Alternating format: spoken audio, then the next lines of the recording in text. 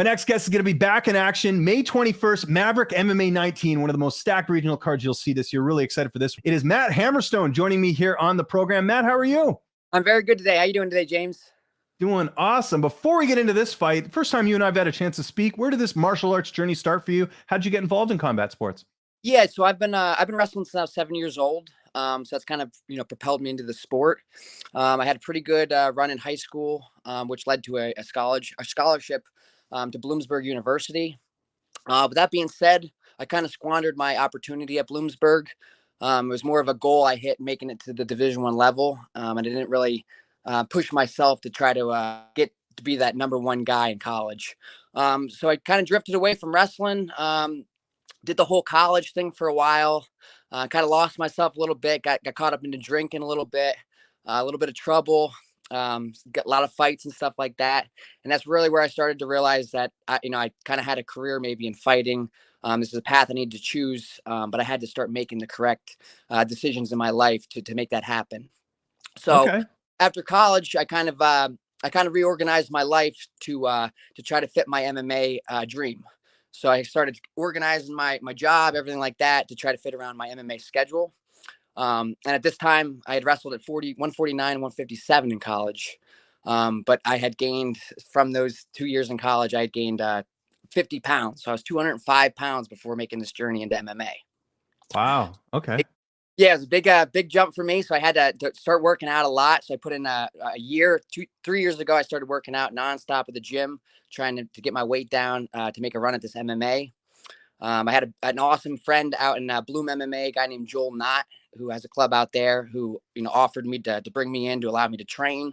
From there, I branched out and met a guy named Rex Harris, who has had a very good professional career, PFL fighter, and just a fantastic man who's really propelled me into the next level of this MMA dream of mine. So, cool, man. Yeah, so I got a couple fights last year. Got a fight in August. Then started making my way down to Nick Catone's, getting some training down there with some good guys. Met a ton of fantastic people down there. They've all made me so much better.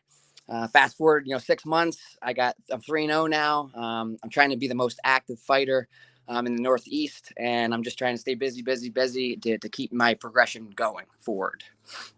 First off, man, good for you for losing that much weight. That's amazing. And glad to hear. I mean, we love hearing these stories about how fighting has sort of, led you in the right direction, kept as sort of a positive thing. Were you an MMA fan back then, or did that sort of come after you started training?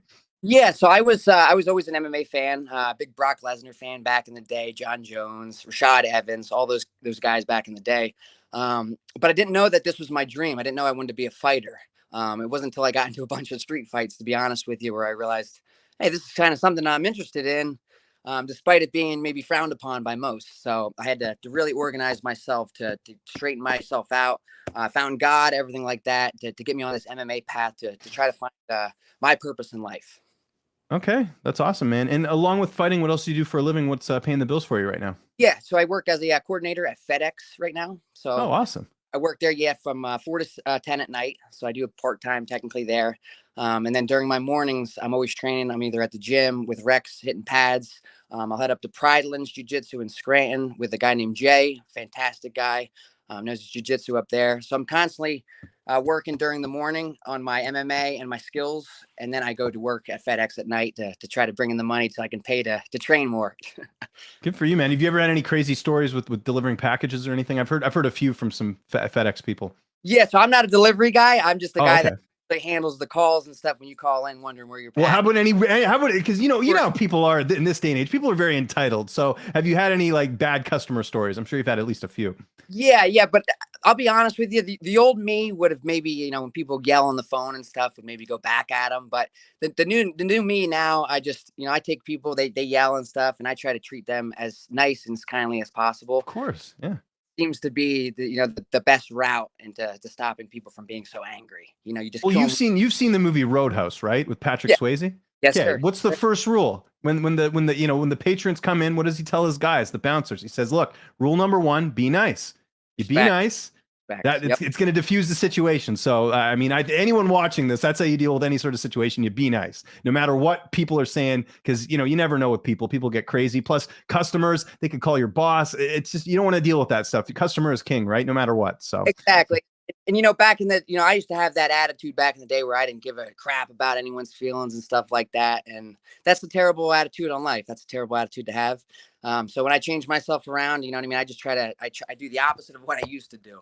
I try to do, what everyone taught me growing up, what I should do, but I kind of veered from in college. I go back to that now and try to, kill everyone with kindness. And it seems to be working.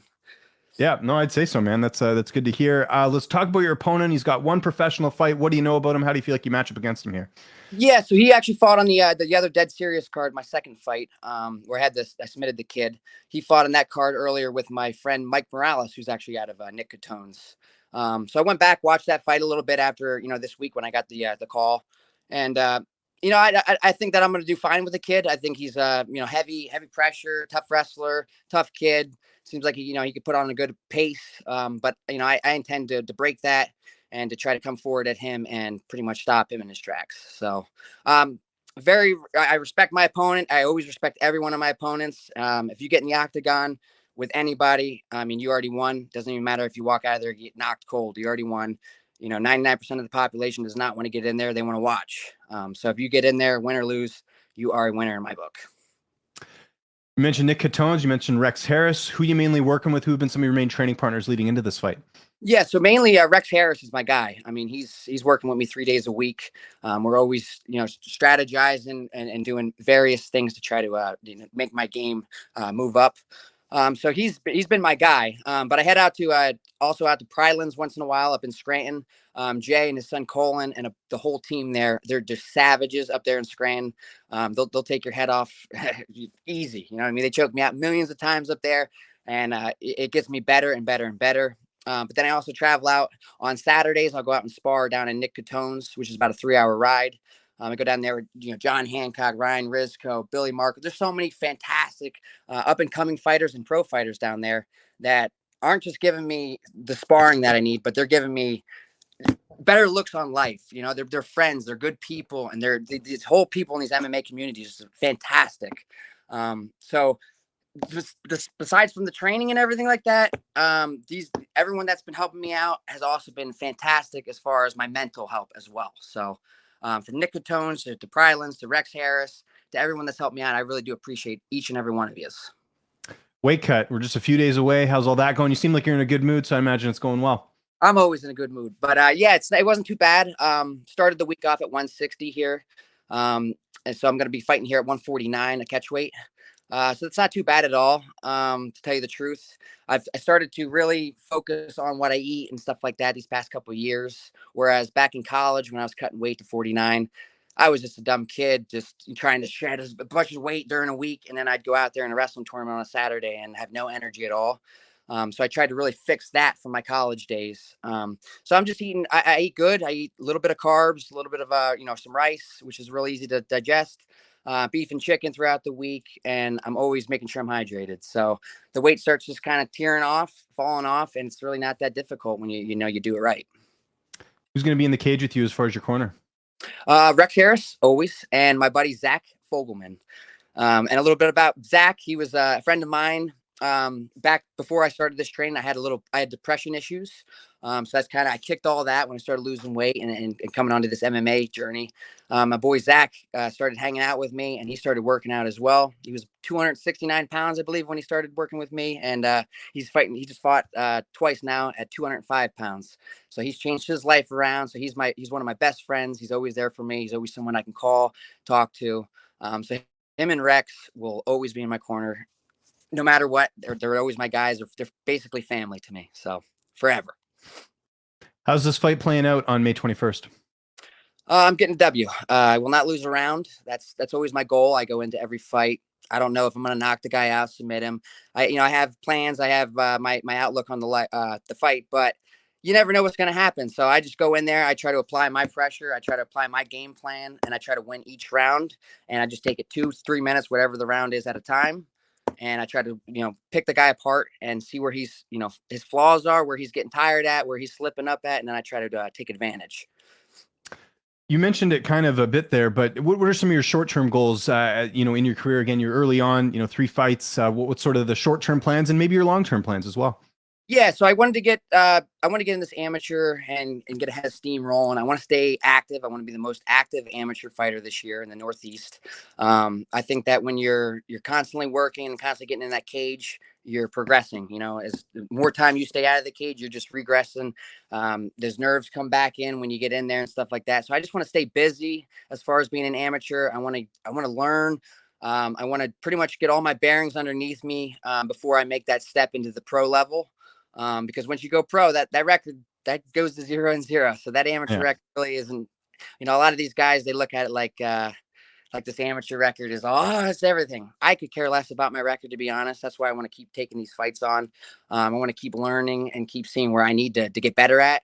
And then maybe 6-7 fights in here, we'll see where I'm at, and then I'll be making the look that leaped into the pro scene. And then be headed towards that UFC, Bellator, PFL, one FC championship. I don't care. I want to fight for one of the big companies, and I want to be one of those guys in the future that people can look up to. You're a busy guy. We talked about the job. We talked about training, all that. Downtime, hobbies. What are some of the things you like doing outside of training and competing? I don't know if you're a Netflix guy, video games. I don't know if you watch any other sports. Anything catch your interest as far as outside the cage? Yeah, so when I usually come home from FedEx, I'll play a little bit of Xbox, you know what I mean? Maybe an hour. I just kind of let myself go, watch maybe some Impractical Jokers or something like that. But as far as my free time, I have a Harley. I have a Fat Boy. So Oh, I cool. all the time. I like to get out, and there's really nothing more free stuff like that. So I like to do that. I like to swim. I like to hike. Pretty much anything outdoors that's keeping me moving, keep my body busy. I'm happy, and I love doing. So anything outdoors. And we're looking forward to this card, man. It's Maverick MMA 19, May 21st. You can watch it on Spectation Sports. If you live in the area, you really got to go check it out. I mean, again, regional MMA is some of the best MMA you'll see. I love going to it. Matt, great talking to you, man. If there's anyone you want to thank, any sponsors, any social media you want to plug, I'll give you the last word. Yeah, absolutely. So I want to thank 10X Fitness for always being there for me, allowing me to come in every day, being friendly, for me to lose weight, everything like that. Always supportive of me. Joel Knott out in Bloom MMA for taking me in. I really appreciate you. You got me started in this MMA journey. Rex Harris, Jay from Prylands, all of the Nick Catones guys, Zach Fogelman, everyone that has made my life to the point where it is today. I really appreciate every one of you, and I couldn't do this without you. So I appreciate every one of you.